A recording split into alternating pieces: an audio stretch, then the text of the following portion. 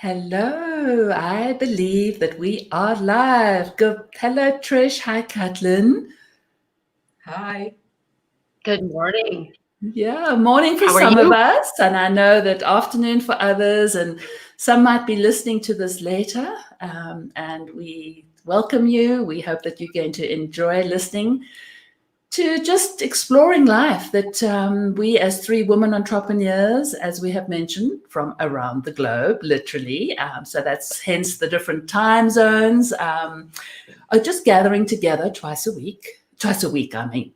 a month on a Friday at this time, We which are is gathering twice a week, the three of us, almost. we certainly are, between yoga and our mastermind and our WhatsApp chat and just developing our friendship. We are spending time together, but we're coming into this space live twice a month, right, ladies?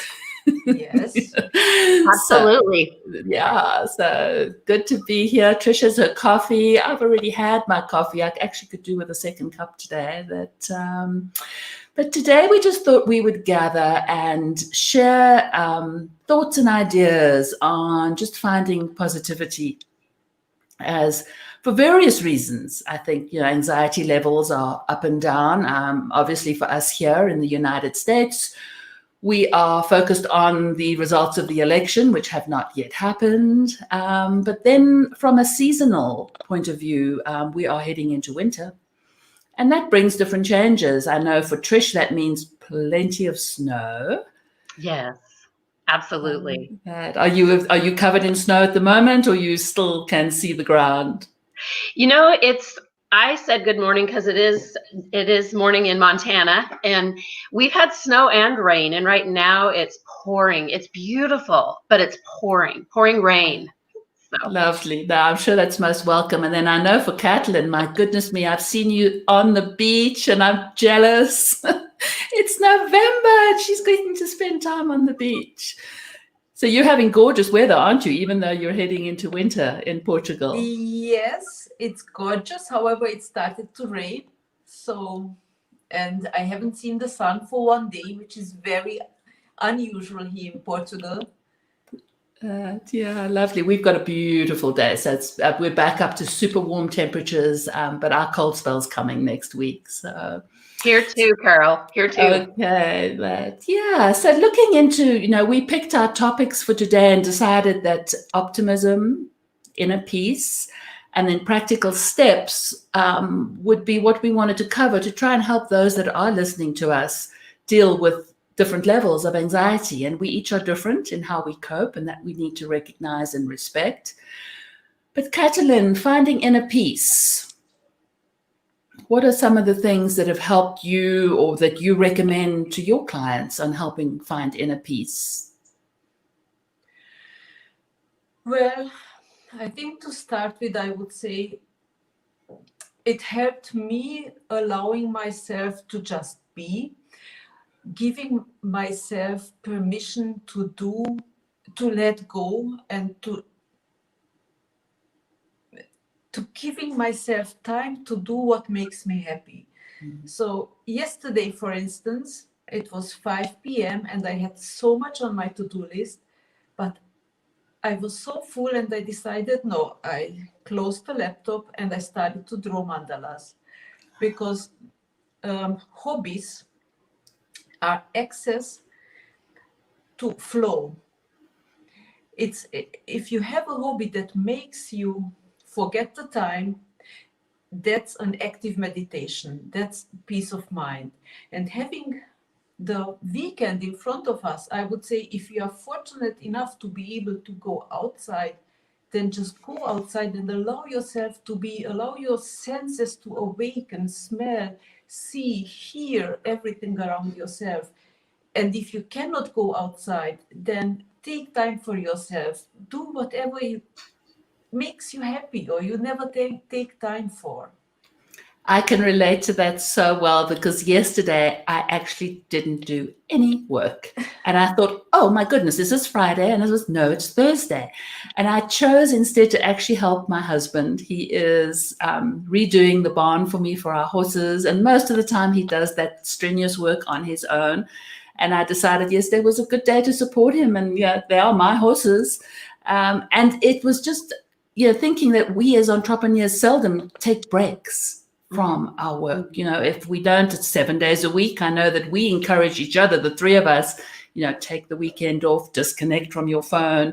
But we still can get caught into a Monday, Friday sort of, we need to work, we need to produce. Trish, I don't know about you, and you have beautiful scenery. I know that you escape and go and ride your bike, and that you and Joel walk and enjoy. But what do you do to help yourself find inner peace?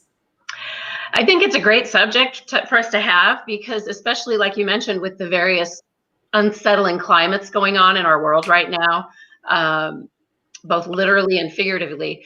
But one of the things that you guys have really reminded me of is, and I know that a lot of our listeners are solopreneurs working from home, business women, and it is easy to feel guilty with the shift in our schedules, with the open time that wasn't open before, and feeling like we need to fill it with work.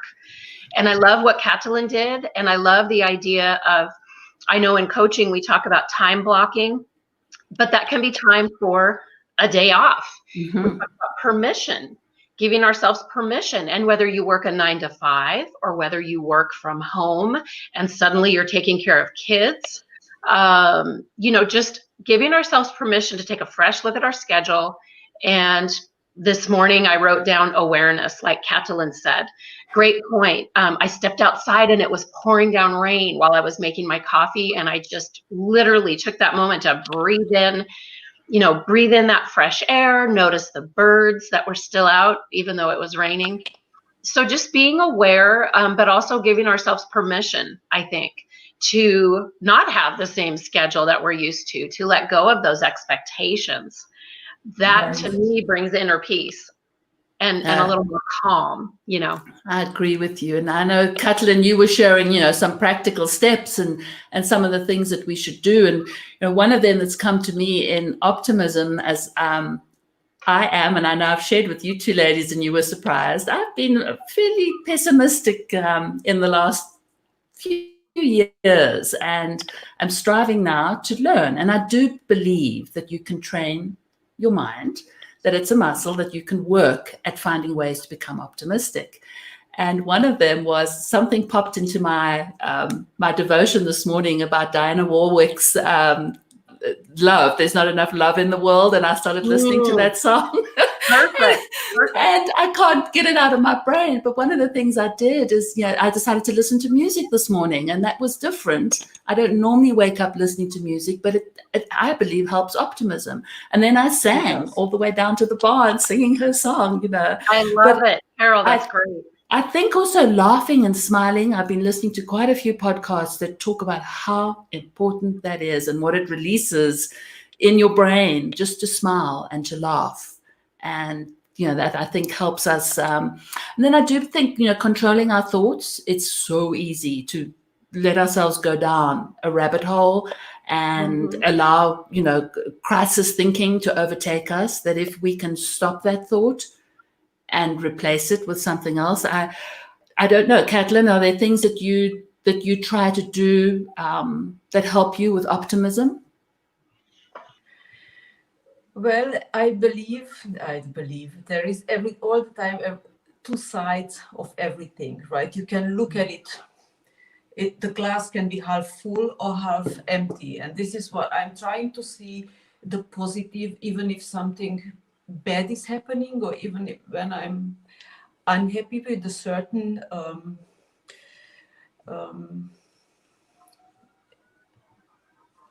thing that happened in my life or didn't happen.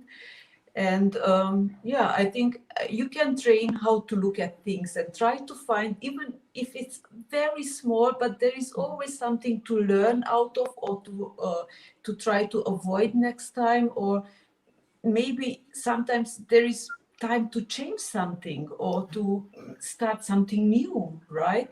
I agree with you. And I think that we do need, we're not supposed to be happy and smiling all the time. I think recognizing that we are allowed to permit feelings of anger, and disappointment and sadness, and to explore those, but to realize that they're temporary. They're not with us forever.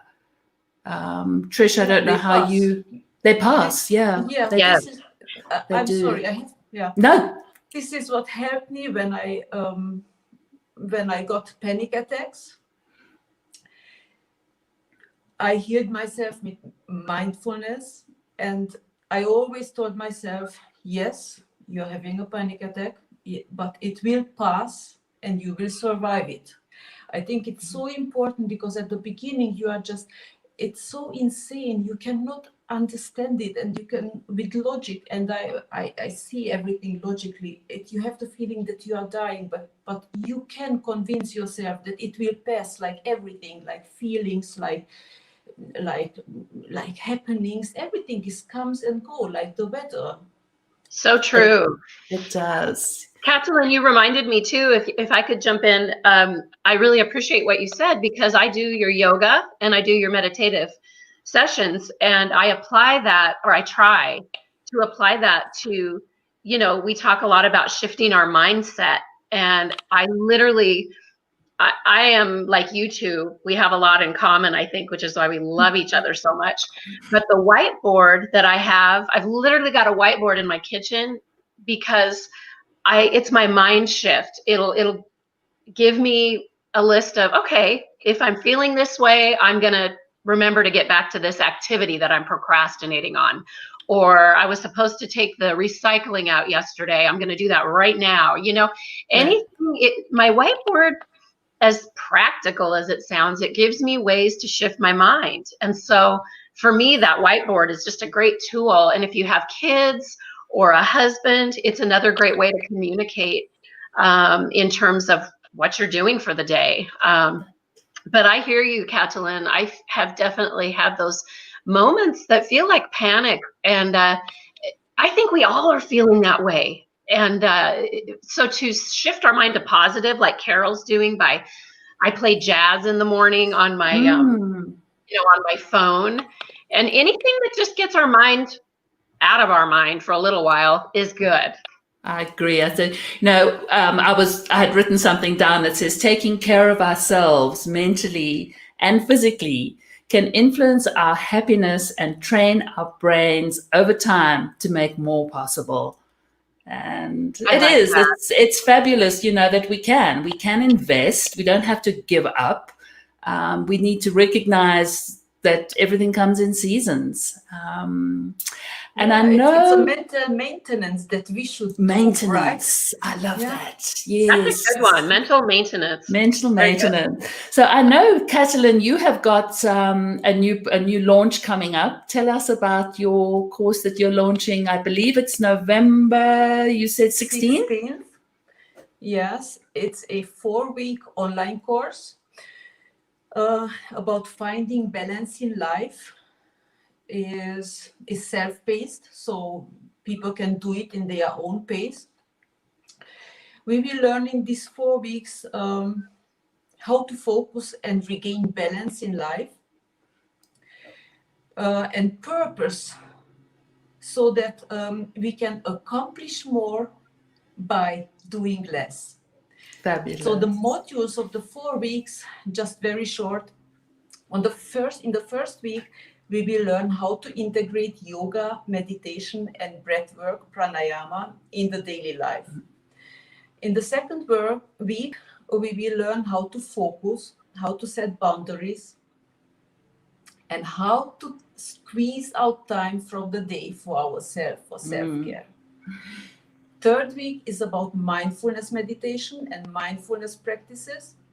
And in the fourth week, we are summarizing everything. We are working a little bit together and trying to put up a plan that attendees can follow after the course as well. And there is a group even after the completion of the course, so we are there to help and support each other. Fabulous. And then Trish, I know that you have how could I say, maybe pivoted your one course a little bit and are offering something slightly shorter. Do you want to tell us a little bit more about your one-on-one 30-day coaching? Sure, sure. In a nutshell, healthylifemindset.com is life balance coaching, but the 30-day reboot has been really, I think, popular right now because people want just a little bite-sized set of tools to cope with stress, to cope with changing times. So we talk about looking at your schedule, finding time for family, giving yourself permission to do some self-care, to take care of yourself. That's very good for mental health. And then real quickly, I'm launching a winter boost Zoom group for a small group of ladies, maybe a few of them if it's popular, to just come to community. We're missing community right now. That's a very trending topic with this isolation. So just giving groups of ladies a chance to talk about less formal things and build community in the winter time. Lovely. And if people, I know that that's not yet on your website, but they can contact you via email, via your website, if they were interested in finding out more about the winter Zoom calls. Definitely. You can go to Trish Kinney Life Coaching for Facebook or healthylifemindset.com. Fabulous. Thanks, Carol. You're welcome. And then I'm excited that, the three of us have been in a mastermind now for over a year, I believe. And we are looking forward to getting together in person in Portugal next year if we're able to travel. But I have also had to pivot. And so for now, while we can't meet in person, I'm going to continue with the mastermind group, but I'm moving that into a membership with a few more tools to support you other than just the Zoom call. We'll have a 45-minute once a month work session where we can do things together, work through things in a smaller group, lots of support with emails and tips, and then our LinkedIn group, a Trello board to help keep you accountable, and then, of course, the Facebook group. But I think before we sign off, and for those that have missed the live broadcast, we now are making a podcast out of our conversations. So you can listen to that on your favorite platform, iTunes, Spotify, Google Play. We're in all the different places, and it's really exciting. I mean, this is just an idea of collaboration, and we didn't set out to do a podcast. And well, this is part of like evergreen material. Am I right? Why not? Yeah. Why not repurpose what we're doing? So before we sign off, I just wondered if Trish, you had a tip to leave people with, to just ponder and help institute anything that we've spoken about, the practical steps, the inner peace, optimism. For me personally, it's finding calm as often as I can. I have no problem staying busy. But just shifting gears and being aware of nature, what's around me, pausing frequently to breathe, just to breathe. Absolutely. That's lovely. And Katalin, any tips to leave with our audience? Allow yourself to just be, I guess, allow yourself to change whatever plan you set up, and allow yourself to do what your soul is asking you to. Listen to your inner voice. To be in touch, yeah. And for me, I'd like to leave you with something that I am trying, is before you fall asleep at night, to help your brain focus, because we do, as people, focus on way more negative thoughts naturally, is to look back over your day and celebrate something that you did well, and just go to sleep with that in your mind of celebrating yourself and something that you achieved for yourself. So we will be back in 2 weeks' time in the same place, same spot. We'll add some links to the show notes. And Katalin, Trish, thank you for joining me. I appreciate both of you. And thank you. Thank you, Carol. This is awesome. I love it. Wonderful. Love you both. Love you too. Have a great weekend. Wherever you are. Okay. You too. Bye. Ciao.